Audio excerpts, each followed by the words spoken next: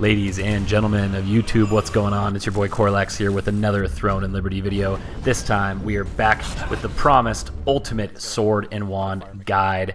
Everything from PvE, PvP, large scale, small scale, stats, DPS, tanking, healing, you name it. Strap in, we're going to go through it all. Grab your notepad. I hope you learned something. Everything I reference will be linked in the description below. We're going to keep this specifically towards sword and wand. We're not going to dive too heavy into the game systems and mechanics. There's plenty of other videos on that. And just real quick, guys, I'm brand new to YouTube. I edit everything on my own. I'm an X-ray tech full-time. I do this on the side. You guys showed me so much love on the first couple videos I put up that it made me want to do more. Here's what's up. If I can hit 500 subs, I'm going to give away the bronze pack to somebody who's commented and subbed. And if we can hit 1,000 subs, I'm going to go ahead and give away the silver pack to somebody who, again, is commented and subbed. All right, and without further ado, let's get into it. So you want to tank, you want to heal, and you want to do everything in between. Well, that's what makes Sword and Wand so awesome, is that we are so versatile in so many different situations, and we really can do it all. So let's go ahead and let's take a look at the stat points that are going to allow us to do just that. For Sword and Wand, the three main stats that we're concerned with are Strength, Wisdom, and Perception. We do not care about Dexterity. We do not stat crit at all. Now let's talk about the stats a little bit and how they work. Wisdom is awesome if you're going to be a warlock or more of a healer. It's going to help boost your mana. It makes debuffs last less long, great for PvP, and it also helps reduce your cooldowns so your skills come up more often. Perception allows us to hit things easier, it increases our buff duration, and it even gives us further range on our abilities. Perception is also non-negotiable for PvP. Strength is more of our tanky stat. It gives us more HP, it gives us more damage reduction, and even boosts our heavy attack chance, which is really nice for abilities like Piercing Strike. In Throne and Liberty, your stats are heavily affected by your equipment. You can see I'm getting an extra 10 strength from the weapon, and I have about 19% block chance. Different swords have different block chances. Keep that in mind. It affects your skills. Now, your stats can be changed at any time, which is huge. If you want to heal a dungeon, you want a little more mana, go more wisdom. Say you want to be a little more tanky, you can go a little more strength. I'm currently stacking a ton of perception because I need that really high hit chance for PvP. Stats are a perfect segue into our next topic, which is equipment. Now, again, your equipment actually affects your stats and is a huge part of your overall build. Now, as you can see here, the sword I'm using is actually giving me an extra 10 strength, which is huge. And this piece here is giving me 6 strength, and the one here is giving me 4. So ideally, you want to go for the pieces that are going to give you the stats that you want for your build. Also, as you level up your equipment, the bonus stat points it gives you are going to go up with the level. So higher level the pieces, the more stat bonus it's going to give you. As far as getting the equipment, our guild uses TL Guild Manager, which again I'll link in the description. I cannot recommend it enough. We don't spend any lucent, and we also vote, and we vote for the guild bosses that we want to go for, etc. And I'd encourage you to choose a build. This is Questlog. It's a great resource. I'll link it in the description below. This is Lady PK's build. Shout out to them. They had the top rank for the solo sword and wand queue, for arena for the preseason. You can see they're using the excavator wand right there. It's really great for swift healing. Gives you those extra heals. And again, they went more strength and perception, more of like a tanky PvP build here. And you can look at their skills there. And I'd really encourage you to try to figure out, are you more of a tank? Do you like to rush in there, hold aggro, etc.? Do you like to heal and hang back? Are you more of a warlock player? Do you like PvP? Try to figure that out, and it's really going to help you figure out what type of gear you want to figure out which type of stat point milestones you're trying to hit. You can take a look at my gear here, and again, shout out to Rhino. I got a huge inspiration for my build from him. Basically, I'm just stacking a ton of evasion with, perception, strength, wisdom items, so I can hit those caps that are really important for me. And I really like small-scale PvP, which is why I like that evasion for this exact reason. I'll slow it down for you. Goes to hit me with guillotine, whoosh, completely misses, and I love that about evasion. Now, I stole this snippet from Grobs. I will put a link to his video in the description as well. He broke down evasion and endurance really well. And basically, these are our two main defensive stats. And for evasion, you have to stack more. You have to have more than the opponent's hit, or it's basically pointless. And endurance is good no matter what. It's basically going to reduce the opponent's chance to crit on you, and it's going to help make them do more minimum damage. Basically, as long as you stack any two, you're going to be fine. Say it's ranged evasion and magic endurance, etc. If you saturate it out, you won't have enough. Now, I'd recommend if you're going more tanky, PvP, you're probably going to want to stack strength and go more endurance and HP, is where currently I'm doing more evasion because I'm more of a healing warlock and I really enjoy small scale PvP. Which you can kind of see here in this old guild versus guild battle here. I was rocking full endurance in my old blues, and I was more of a tank here, and you can see I'm kind of rushing in. I'm doing popping damage mitigation for my party, and I'm pulling people in, trying to be a disruptor and really, antagonize the enemy line. Okay, now it's going to be up to you to target farm which items you need for your build through the co-op dungeons, world bosses, contracts, etc. I'd encourage you to go do some hunting and really try to target farm the pieces you need. With some good RNG, you can get those pieces. If you have to, you can use the auction house and craft whatever you need. There's so many ways to get your item. Be on the lookout for these stats as Sword and Wand, as they're super helpful for us. Range helps us use our skills further away. Shield block chance resets piercing strike, more damage mitigation, synergizes with all your skills. Debuff duration, great for PvP. Buff duration, huge for PvP as well. All of our skills are buffs. We are a huge support class. It's major. Skill damage boost is a no-brainer. It helps your heals hit harder, your curse explosions do more, and you can see those things on the right. Collision, sleep chance, all of those things are also important. Cooldown speed is another big one. Be on the lookout for that. Mana regen, etc.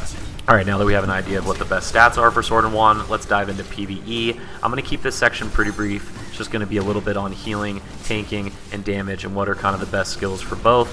Now, if you're not aware, PvE in this game just is not gear dependent like it is in games like WoW, etc., where you need a whole separate set. So when it comes to prioritizing your build, really think about which pieces you need for PvP, because really your stats just don't matter for PvE, at least not at the moment yet. Now, that being said, these are going to be your traditional tanking taunt skills, okay? The most traditional taunt we have is our Provoking Roar. Has a really short range and it works on AoE. However, we have these different skills, and using specializations, you can actually have them build your aggro as well. So like Shield Throw, you can have that change to hit multiple enemies and build aggro. You can even change your hook to hit multiple enemies and give aggro as well. So if you have any problem with aggro, try those out and you should not have a problem anymore. And pretty straightforward that really all of your tanking skills are coming from your sword bar, and then there are a couple good support skills though from the wand. But I'm going to throw a couple up here on screen. These are really what I would consider like the core tanking skills. Obviously your block is huge, your barrier is going to help your healer out a lot, and then you have your CC skills, your push, your pull.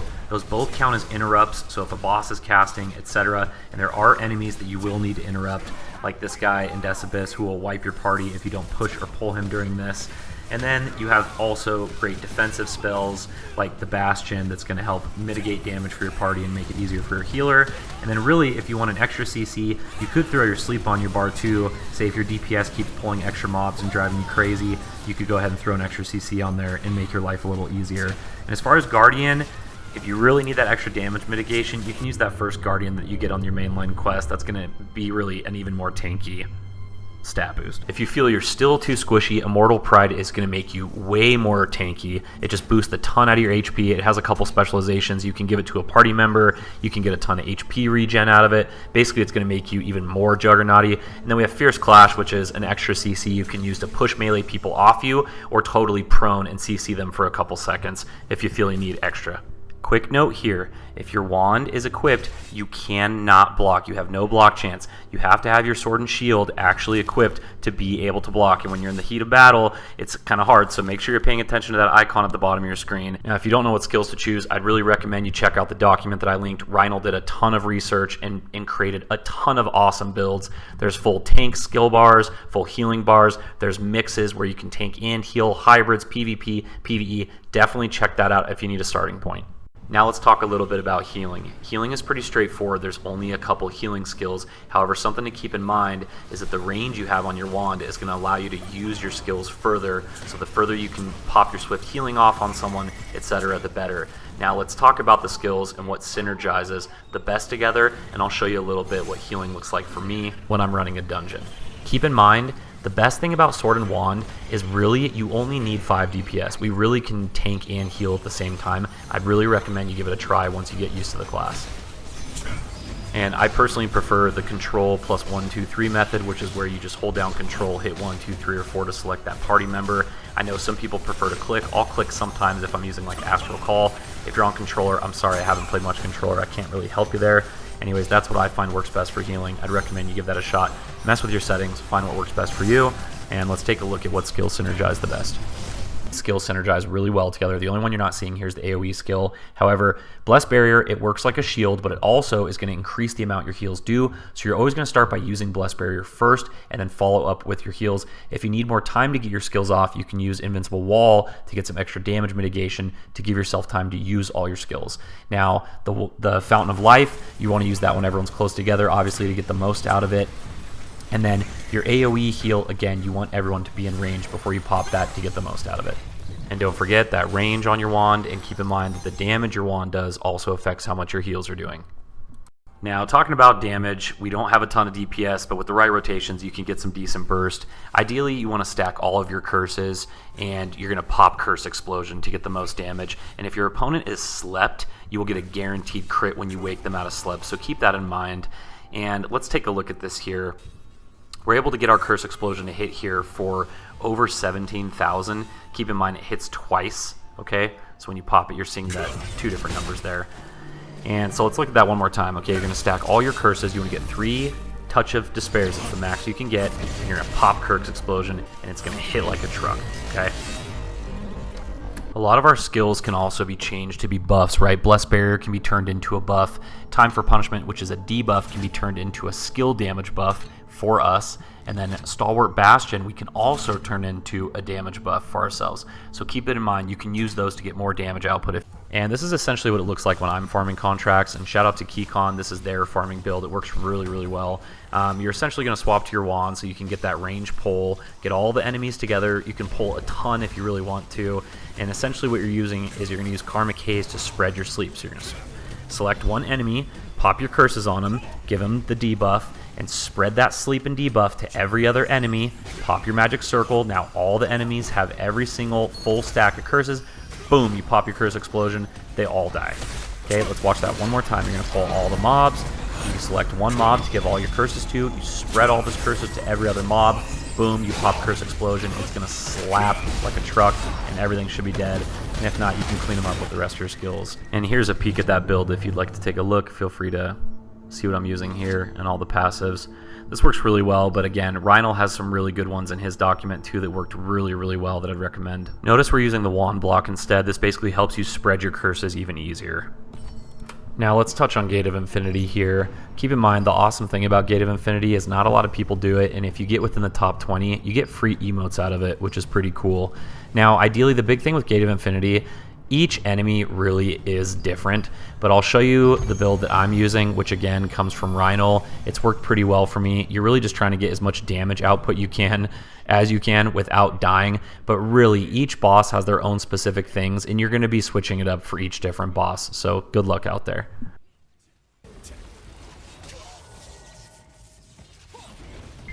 Time to talk about PvP, player versus player. This is half the reason I chose Sword and Wand, was because I really wanted to be obnoxious, get under people's skin, and really, be that awesome party member that people are stoked to see log on and they want to party up with. Now, there's all kinds of different ways to do PvP, and again, you need to figure out what you like more. Do you like being a frontline tank? Do you like hanging back and healing? Do you like trying to get curse rotations off and being a warlock? I'd really encourage you to discover what playstyle you like, and maybe you'll figure that out as you go into PvP and test out your own skill. I've done a little bit of everything at this point. Again, I ran Endurance on my blues when I was doing a little bit more tanking. Now I'm going Evasion with my purple final set, and I'm doing more of a healing kind of warlock type deal at this point. Again, I would encourage you to figure out just what you like. Just because one set of skills might work really well for one player doesn't mean it's going to work well for you. Maybe you really enjoy running Chain Hook just because it's such a fun skill. However, I would say people are really going to commonly expect you as a Sword and Wand player to have at least sleep on your bar. It's probably the most common CC that we have. It's so powerful with Karmic Haze. The fact that you can just hit multiple people with it makes it an awesome ability, and that guaranteed crit that we get out of it. When I do guild versus guild, I like to go a little bit more damage mitigation and heal. When I do arena, I'm running a couple more, damage skills with more CC, and I have different skill setups for the different types of PvP. As a Sword and Wand player, I'd really encourage you to practice or team up with people. This is footage of my guild, shout out Focus, and this is us essentially practicing a scrimmage together, working on drills together, how we're going to use skills together, and this type of stuff really pays off. We've won a ton of Boon and Riftstone battles. We've won You know, we've done really well in the world boss conflicts, and so I'd really encourage you to practice, you know, with each other. That's what's really going to help you and make you a good player and help you hone in your skills, is really just practice.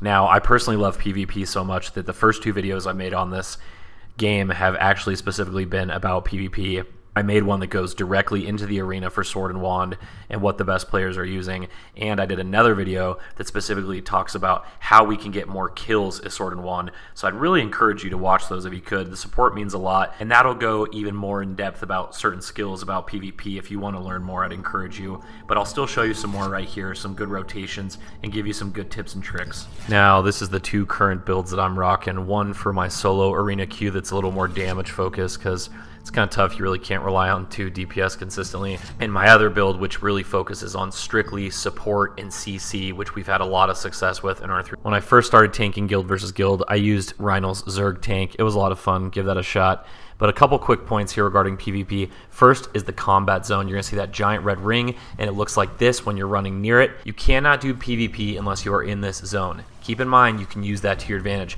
People will go in and out of the zone on purpose, trying to get kills or survive, etc. Now, another good point here is feuding. This is a system in Throne and Liberty where you can select any player and add them to your feud list, and you're going to see them whenever they're online, and their nameplate is going to stick out much easier for you. Now, the downside to this is when people feud you. Now, you being a Sword and Wand player, you are going to get feuded. They're going to be trying to kill you because they know you're going to be sleeping, healing. If they can take you out, that's a big win for them. Now, a great skill to avoid dying is, again, counter barrier.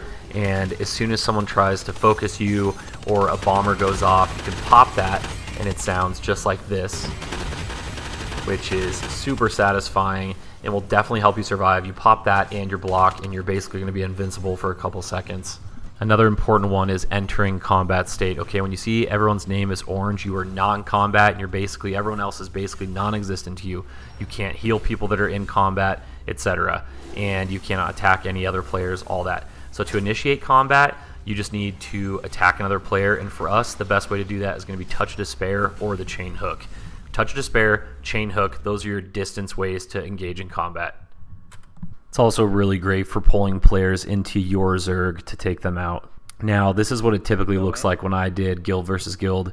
This is a Riftstone battle where I'm doing a little more tanking. You can see they've engaged on us. I'm popping damage mitigation, which is great because they got to sleep off and they try to bomb us. Since I popped that damage mitigation, we survive. Okay, I'm strategic rushing people into walls to stun them so that our players can kill them. I'm picking people out of the crowd with Chain Hook, etc. You're constantly disrupting, annoying the enemy team, helping your players survive. Now let's go ahead and look at the contrary, which would be healing. Now when I'm healing, I'm playing a little bit more reserved. However, I'm still helping. We're still incredibly tanky compared to other DPS classes. I'm still helping CC and stun, but I'm using those control plus 1, 2, 3 commands, plus my Astral Call to make sure that my party is constantly up on HP. I'm watching my cooldowns, etc. You want to make sure you have your Stellarite equipped. I'm dropping fountains for our party. Now, since I am feuded, you're going to see I get bombed 3 times in a row here. And however, I'm able to stay up with counter barrier and blocking. Limit break and then flash break again if we have it. So here we go again. Low back up. Go for me a second time. I'm able to make it out alive, and then they come for me a third time. Boom. I'm able to vanish out here, which is actually an effect on the Aquarius Wand, which is really great for PvP for that exact reason. And overall, we won this match. I had a great time. So I've really done both at this point. I've healed, I've tanked. I'd encourage you also to check out the Dominion event if you like PvP. It's this really awesome thing where they basically just randomly split everyone up into different teams, and there's 3 different teams. You either get chosen for red, blue, or green. And Zergs tend to happen, you know, giant parties tend to click together, but you can stick to the edges, and depending on the time of day, you can get some really good one-on-one fights in, even some really good 2v1 fights. I think it's a really good way to, you know, get some genuine fights in where you can learn other players and other classes' skills and how they work against yours and get used to timing, breaking CCs, etc. Which brings me to my next point. Don't forget about the trinket. This is an item just like in WoW that you're going to use to break CCs. If you can't craft it, you can buy it from the vendor and just use potions until you can craft it. And now, lastly, let's talk a little bit about the arena. I've done almost 200 games of arena at this point. Arena, you really need to find out what you like the most. Again, for solo, I'm kind of going more of a DPS build. I'm always bringing sleep into the arena. And then, however, 3v3s, I'm doing more of a support where I'm helping my DPSers do more damage. I'm just focusing on keeping them alive and CCing the enemies for our team.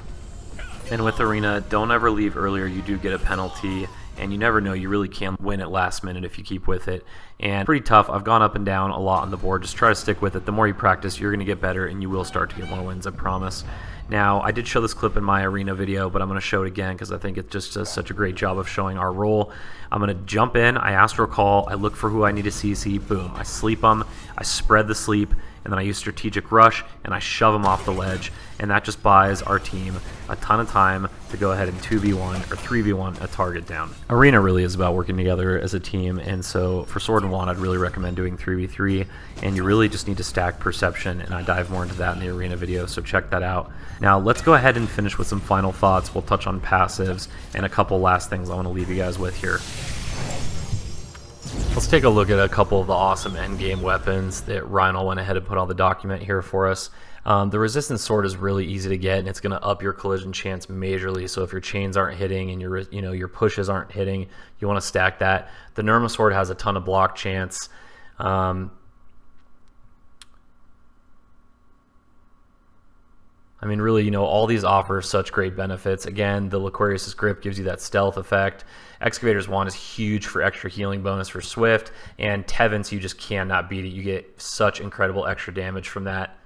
All right, if you made it this far into the video, I just want to say thank you so much from the bottom of my heart. This is the biggest project I have ever worked on and the longest video I've ever edited. If you liked it or you learned something, please let me know. If I got something wrong, definitely let me know. I really appreciate all the constructive criticism and feedback. Overall, this is a really fun class to play. Boom, I'm popping my Astral Call, I'm getting into combat, I'm yanking people, I'm smashing them. It's a ton of fun. You're supporting your group, you're healing everyone, you're buffing them, you're debuffing them. I'd really encourage you not to copy and paste builds. Learn all your own skills, learn your own passives. It's going to make you a better player. But we'll look at a couple here real quick.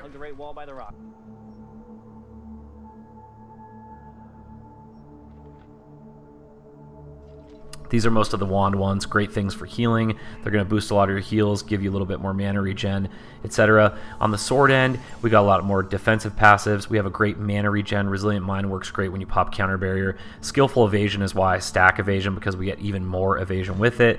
Impenetrable, just more defense. And then morale boost is huge. Every time you collide a target, it reduces your cooldowns. Now, as far as your masteries, you can always reset your masteries. It really isn't that expensive. In the sword mastery tree, you can get extra block. Under the wand, you can get more extra cooldown. It just really depends what you're going for and what you want to play. So that's really going to do it for this video, guys. I really appreciate it. I hope you learned something. Again, this is the biggest project I've ever worked on. I'm really hoping to do some more of this content in the future. It would mean a lot to me if you'd leave me any comments, subscribe, like. Again, I'm going for that 1,000 subs, and I'm going to do that giveaway, so just comment for that. I really appreciate it. I hope to see you guys in the next one. I can't wait for the expansion that's going to be coming our way. We got a lot of good content coming for the game. It's been a lot of fun getting to know everybody and getting to know the community, and I hope to keep learning more and give you guys even better videos. So thank you again. I really appreciate it. Take care. And now go out there, have some fun. See you in the next one.